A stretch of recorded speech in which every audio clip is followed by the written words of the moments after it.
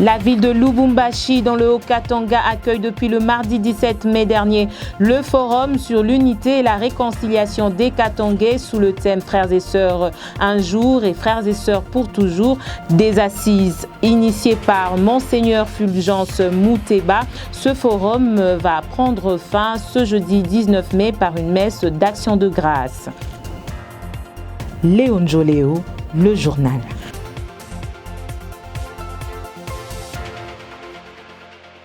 Très heureuse de suivre Léon Joléo. Commençons ce journal dans le Haut-Katanga. La ville de Lubumbashi a accueilli depuis le mardi 17 mai dernier le forum sur l'unité et la réconciliation des Katangais sous le thème Frères et Sœurs un jour et Frères et Sœurs pour toujours. Pour la deuxième journée, les travaux se déroulent en commission pour dégager différents problèmes qui divisent le Katangais afin d'en trouver des solutions pour la paix et vivre ensemble. Dans son discours d'ouverture, Monseigneur Fulgence Muteba, initiateur de ces assises, a souligné que cette initiative de la société n'a rien à voir avec la politique comme prétendent certaines langues. Sous le thème « Frères un jour, frères pour toujours », le Forum des réconciliations des Katangais a été lancé mardi 17 mai au centre pastoral Monseigneur Jean-Pierre Tafunga. La première journée a commencé par la prière de Monseigneur Nestor Ngoy, évêque émérite de Kolwezi, et de l'imam musulman, suivi de la circonscription du cadre contextuel et de la définition des objectifs par son Excellence Monseigneur Fulgence Muteba Mugalu, archevêque métropolitain de Lubumbashi, président de l'Assemblée épiscopale de la province ecclésiastique de Lubumbashi et initiateur du forum. Je voudrais souligner avec force que l'initiative qui nous réunit ici est inédite. Vous vous en doutez bien, cette initiative est d'une importance capitale. En effet, pour la première fois dans l'histoire contemporaine du Katanga, nous nous retrouvons ici en frères et sœurs pour célébrer notre fraternité, c'est-à-dire en un mot, pour célébrer ce qui nous cimente et fait de nous une même famille, la famille katangaise. Ensuite, le père Jean Nyimbo a présenté les grandes lignes et le code de bonne conduite pour la réussite du premier forum de réconciliation des Katangais. Après une pièce de théâtre jouée par les comédiens des différentes troupes du Katanga, peu avant la pause café, tout l'après-midi était consacré aux travaux à huis clos, au cours desquels quelques chefs coutumiers et leaders politiques se sont exprimés.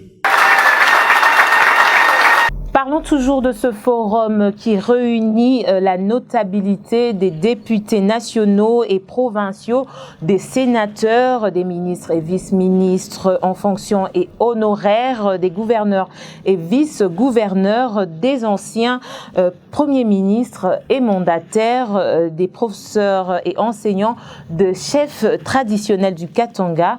Ce forum va se clôturer ce jeudi 19 mai par une messe d'action de grâce. Un match de football dit réconciliation sera aussi organisé samedi prochain. Autre chose à présent, au cours d'un briefing de presse mardi 17 mai qu'a animé le lieutenant général Johnny Luboyanka Chama, conjointement avec le ministre de la Communication Patrick Mouyaya, le gouverneur de la province d'Ituri, a rassuré que l'état de siège décrété par le président de la République n'est nullement un échec. Selon lui, les efforts déployés par les FARDC pour établir la paix et l'autorité de l'État dans cette province face à l'activité des groupes armés sont remarquables au regard de la mission, à savoir la sécurisation de la ville de Bunia, la réouverture des grands axes routiers et la récupération des grandes agglomérations. La République démocratique du Congo a fêté ce 17 mai le 25e anniversaire de l'entrée de AFDL, une journée dédiée aux forces armées de la RDC. Le président Tshisekedi a rendu hommage à ces vaillants héros lors de la cérémonie organisée le mardi dans la commune de La Gombe.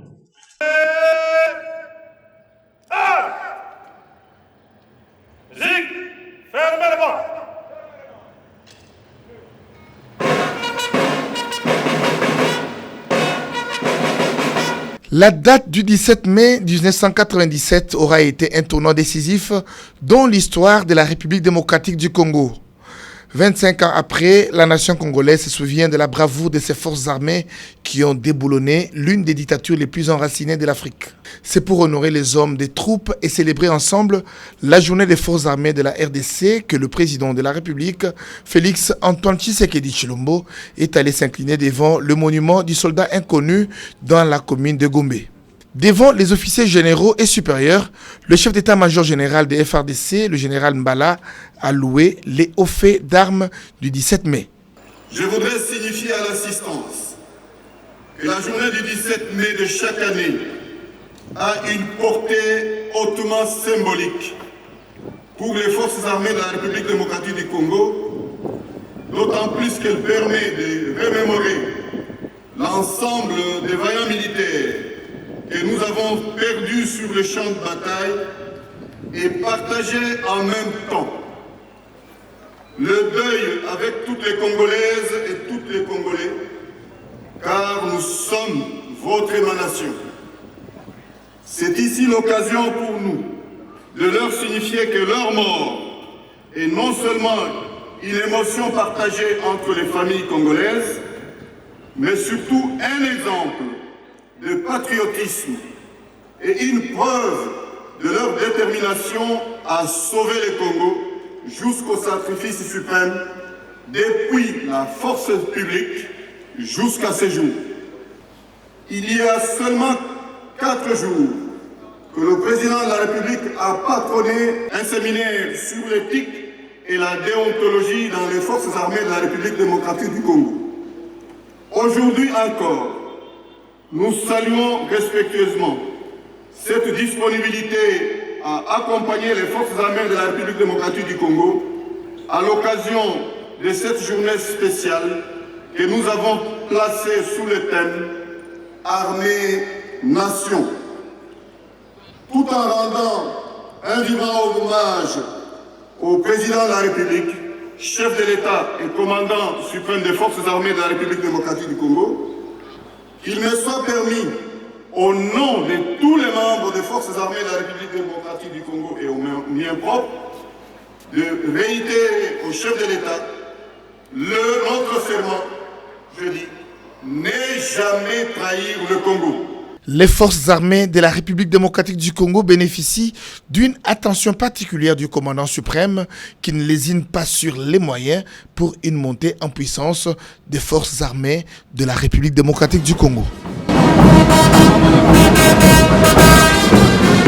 Cette journée dédiée au FARDC, cette force de la République demande l'accompagnement de la population congolaise dans plusieurs actions sur terrain. Suivez. Et dans notre faiblesse, de toutes les situations belliqueuses qu'a connues et que connaît la RDC, toujours des soldats se sont levés et ne cessent de défendre l'intégrité de la nation. Et pour le 17 mai 2022, cette date dédiée aux forces armées de la République démocratique du Congo, toute la solennité était démise au mémorial du soldat inconnu au rond-point Forescom dans la commune de la Gombe. Tapis rouge déroulé, les commandants suprêmes des forces armées, le chef de l'État Félix Antoine Tshisekedi Tshilombo y était en compagnie de plusieurs membres du gouvernement, question de rendre hommage aux hommes en uniforme. Lien entre l'armée et la population, c'est le thème retenu pour la célébration de cette journée nationale. La cérémonie a été marquée par les dépôts de gerbes de fleurs par le président de la République Félix Tshisekedi.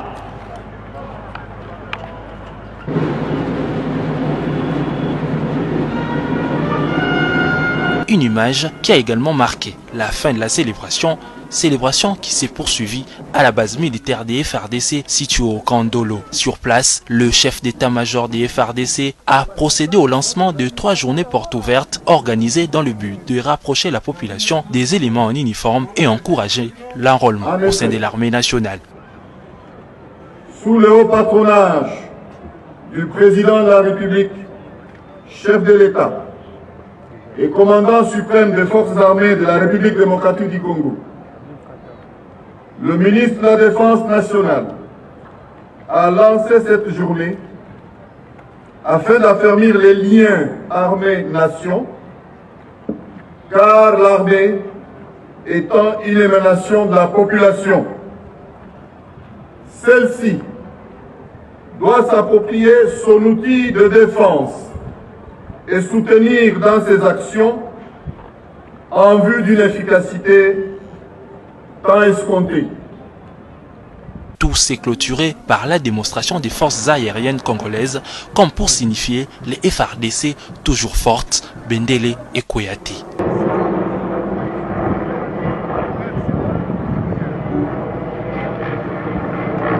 Libéré en 2021 après 20 années passées en prison à la suite de l'assassinat du feu président de la République, Laurent Désiré Kabila, à l'occasion du 25e anniversaire de l'entrée des troupes AFDL en RDC, l'ancien aide-camp du feu Laurent Désiré Kabila n'a pas manqué à expliciter le serment du feu président et affirme qu'il n'a pas sur ses mains le sang de Mzé. Nous sommes une nation. Nous devons réfléchir nation. Nous sommes un peuple, nous devons réfléchir peuple.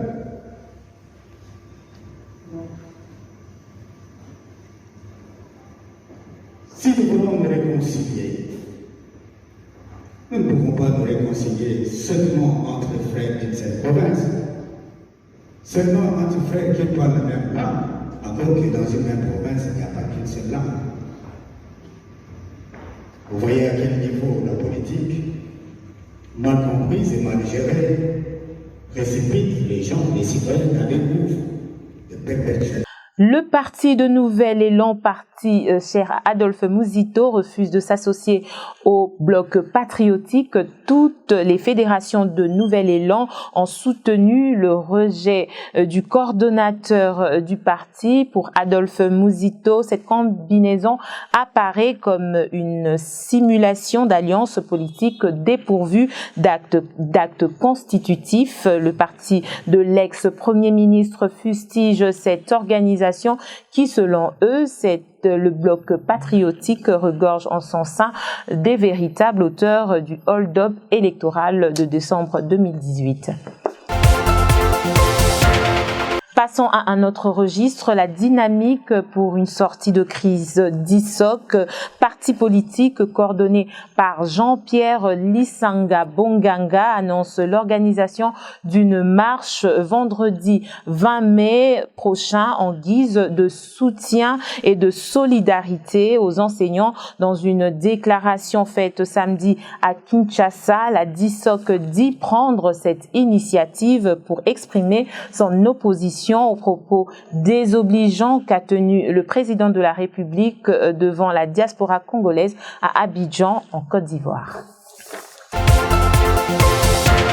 Dossier sport avant de finir ce journal. Après sa victoire le week-end dernier à Paris contre le Français Tony Yoka, le boxeur congolais Martin Bakole Ilunga rentre à Kinshasa, capitale de la République démocratique du Congo. Lui-même l'a annoncé via une vidéo partagée sur les réseaux sociaux depuis mardi dernier. À l'en croire, il fait le déplacement de Kinshasa sur invitation du ministre des Sports Serge Nkonde. L'information est confirmée aussi par son frère Junior Makabou Ilunga.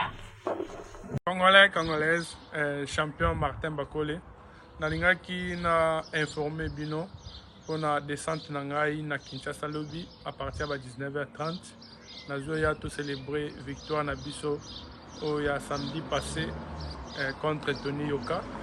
Nazoya na kacha mabele sur invitation ya ministre sport na fédération ya boxe congolaise.